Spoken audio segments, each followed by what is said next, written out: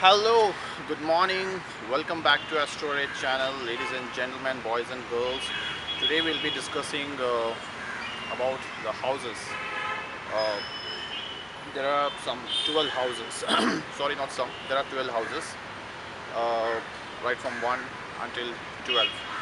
We'll be discussing about what are these 12 house depicts in your horoscope.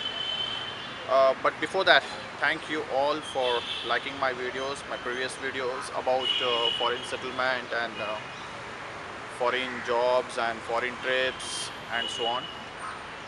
I got huge emails from you guys, and thank you so much for your encouraging words. And there are some queries also in that emails, which I will be discussing once I get time. I'm replying each and everybody. I started replying all those people.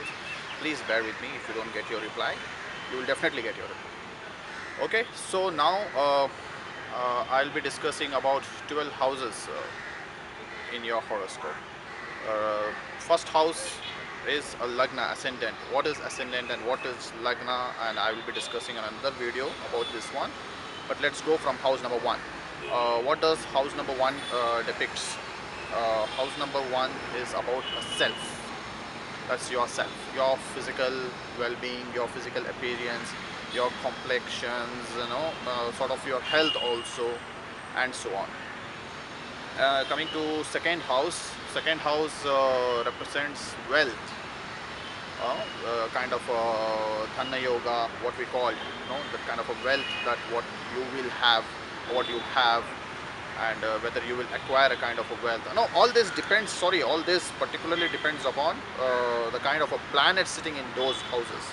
So please don't think that all this 12 house and all what are the what are the 12 house represents everything you will have and everything you will not have, or so on, so like that. No, nothing like that. It completely depends upon the kind of a planets sitting and the kind of a dasha and mahadashas that you are going through. I will be telling you each and everything in detail. Scientifically, I will be explaining you guys about this one. You need not to worry. Please don't go to any astrologers. And in recent time, I have seen a lot of astrologers have come into the YouTube channels, and they're just trying to confuse the generations, or even elderly people or whoever watching, for that matter, the viewers. And the very funniest thing is that the video was so good, everything was very nice, videographies and everything was so nice, and then suddenly at the end of the discussion or in the descriptions, they used to give their website details, website address, and so on, and they used to charge you. Once you go to the website, they used to charge you, and they say one question 3,000 rupees, 2 questions 5,000 rupees or so and so dollars. 4 questions 10,000 rupees or $200, so all blah blah. Ultimately, what I'm telling, please do not spend even single penny in your astrological readings. You can do it by yourself. Okay, now coming back to the houses. Third house discuss about courage and siblings. That is the bonding between your siblings, brothers and sisters, cousins, and so on. And to an extent, it also tells about your intellectuals and mind, intellectual and intelligence and so on. Knowledge also, I can say.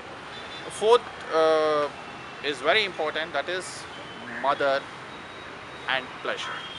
Motherland, pleasure, your own home, your hometown, your own birthplace, and so on. Fifth is about your progeny, the children's kids, whether you have kids in your horoscope or not, something. And very important is romance, whether you're going to have a love marriage or whether it will be an arranged marriage, and it will also discuss about the competitions. Okay, now sixth house is about enemy and disease. Okay, so once we come to this detailed discussion about these houses, that time I will be discussing more about all these things. But first of all, try to understand what are these. Seventh house is house of marriage. Don't confuse with fifth house. Seventh house is the culmination of fifth house. Okay, 7th house is about marriage, partnership, and so on. 8th house talks about death, accidents, and deaths. Yeah. So don't get don't have a kind of a phobia that if you have some kind of a very malefic or benefic planet in your horoscope sitting in an 8th house, because I have seen many cases like this. You don't have to worry about that. For everything there is a remedial measure. Okay, now coming to 9th house about faith and fortune. Yes, faith and fortunes. Here, whether you will be acquiring wealth over a time, or after some time, or sometime after mid of your age, suddenly a person gains a wealth, lottery, lucky, and so on like that. Okay, and 10th house we'll be discussing about profession and career. What profession you are into, what career you are into. I get lot of queries on the career. This time, especially being a recession and then job losses everywhere, and people are more concerned about their future, career, profession and all. We'll be discussing a detailed video about the profession and careers and 10th house later on. And now 11th house is casual income and gains. You will talk about the casual incomes and gains in your 11th house. That is what you called property through heredity, or no, what you call that, a sudden property, no, ancestor properties, and so on like that, or in-laws property, or something like that. Okay, and 12th house is about expenses, and losses. Yeah, sudden loss, a company, a factory went on fire, a building collapsed, and suddenly you went on to the loss, gambling, you have lost the money, and income tax rate, IT rate, that is IT rate, and debts, so on. Okay, gentlemen, ladies and gentlemen, uh, we'll be discussing about this in later on other videos of mine.